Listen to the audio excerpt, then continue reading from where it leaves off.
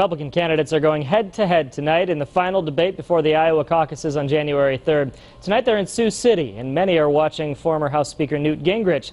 He's leading several national and state polls. We're sitting down with him as our special Road to the Caucuses coverage continues this evening. KIMT News 3's Sarah Danik is live in Studio 3 with more. Newt Gingrich is a former Speaker of the House, known best for leading the Republican takeover of Congress in 1994, ending 4 decades of Democrat control of the House. And now Newt Gingrich is back on the political scene as he makes a run for president, and he's staying ahead of the pack. Real Clear Politics puts the Speaker first in an average of recent polls with 33% to Mitt Romney's 23%.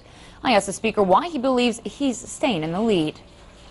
We realize we have real problems, and they are responding to somebody who has big solutions. I think people know this is going to take a lot of stuff, and in some ways my background as Speaker of the House, I have more experience at doing that kind of thing than the others do. And the economy is, a very important topic for voters. At the same time you're trying to get a job, so are millions of Americans. How are you going to get folks back to work? I worked with President Reagan when I was a very young congressman, and then I, as Speaker, followed exactly the same plan. It's 4 steps. 1, less taxes. 2, less regulations. 3, more American energy. 4, praise, encourage, build the morale of the people who create jobs, the opposite of Obama's class warfare. Congresswoman Bachmann served in the Minnesota Senate for 6 years and was elected to Congress in 2006. Now Michelle Bachmann is running for the GOP nomination for president. So first, let's start with the economy. I mean, this is on everyone's mind.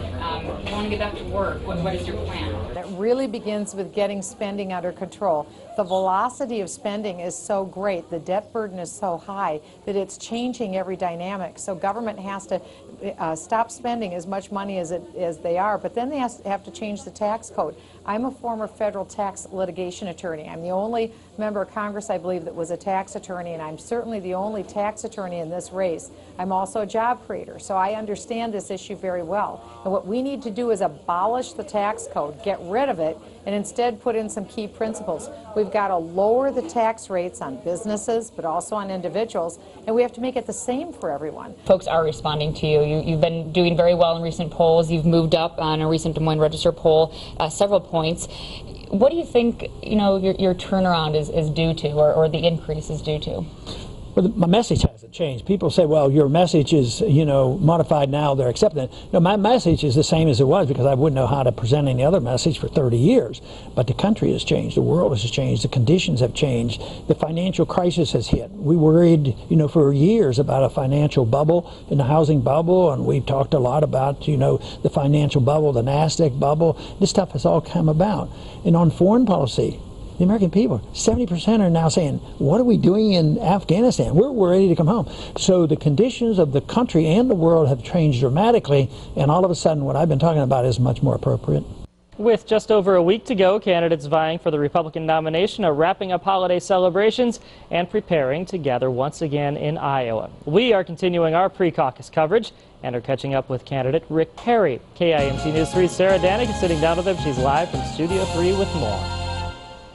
Rick Perry is the current governor of Texas, a position that he's held since 2000 when George W. Bush was elected president. Now he wants your vote for president.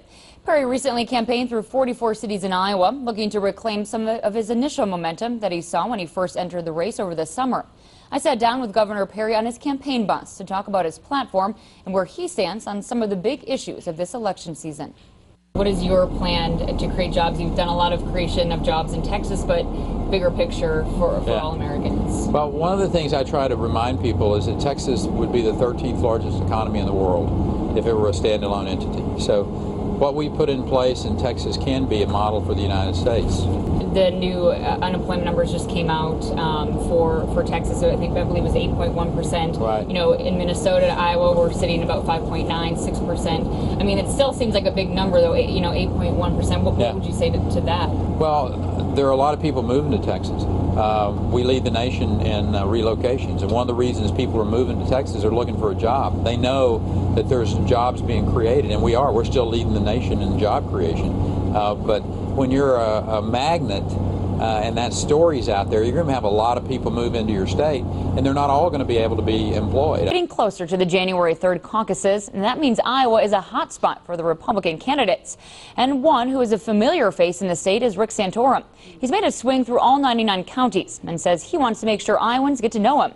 The former U.S. Senator from Pennsylvania served from 1995 until 2007 when he lost his re-election bid to a Democrat. Santorum was also a U.S. representative from 1991 until 1994. Now he's making a run for president. The conservative Republican stopped by our studios to talk with us this week, starting with what he considers the most important topic of 2012. You did mention the economy being, to you, one of the most important issues in this election. So what is your plan to create jobs, to get things moving, get folks back to work? I've called our plan the Made in the USA plan. Because we are the only candidate in this race who's focused on the sector of the economy that is hurting the most and that has caused the most economic dislocation, and that is manufacturing. You sometimes are compared with, with those views to Rick Perry or Michelle Bachmann. What makes you stand out between those two in this race? The fact that I understand the important role of the family plays. I'm one of the few people that go out and talk about that it's important for our economy to have strong families in America, and that faith be an important part, that America is a moral enterprise. And unless Americans live by and large moral lives, then government's going to get bigger, and you can't have limited government. Unless Americans form strong family bonds and have strong families, then poverty rates are going to go up, and government's going to get bigger. Romney is keeping his eye on the prize of the presidency, and the Iowa caucuses are his first test. His name is known in the business world, where he spent nearly 3 decades turning around companies and the 2002 Winter Olympics in Salt Lake City. He's also the former governor of Massachusetts, where he served from the state from 2003 until 2007. Now for the second time, Mitt Romney is back on the campaign trail, looking to take the White House from President Barack Obama. A new Rasmussen poll kind of matched you up against President Obama in a hypothetical matchup in 2012. Put you ahead 45-39. What's your reaction to that? Well, you can't place a lot of stock in polls, particularly this far out, but I'm encouraged by the fact that people around the country recognize that the president has not done the job he said he would do, and they want to have someone new. And I think they want someone from outside government, outside politics. I spent my life in the private sector, in the real world, and I think they want real world experience in Washington. Now, out of all your career highlights, you've done many things in your career, from government to the private sector. What do you think will help you if you are elected in the White House? Well, I think having spent 25 years in business, and I had the chance of running 2 different businesses, that experience of leadership and working in the private sector, competing with companies around the world, seeing how jobs come and how they go, I think that's something we need in the White House. But perhaps the most thrilling experience of my career was being able to run the Olympic Winter Games of 2002. And then it wasn't bad to be the governor of Massachusetts. I was the leader of a very Democrat state, but we were able to get some good things done. The GOP voters in Iowa have spoken, and so far we're seeing 3 names at the top of the results again and again. Rick Santorum, Mitt Romney, and Ron Paul are locked in a virtual 3-way race for the top at this point in the counting anyway. About half of the votes are official, actually more than that, about 88% now. And right now, Mitt Romney and Rick Santorum are going back and forth with about 25%. Ron Paul has 21%.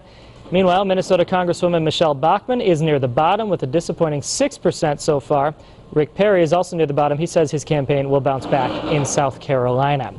And the main hub for all of this excitement tonight is the Iowa State Capitol of Des Moines. KIMT News 3's Sarah Danik has been there since early this morning. And Sarah, are these numbers close to what you were seeing there on the ground?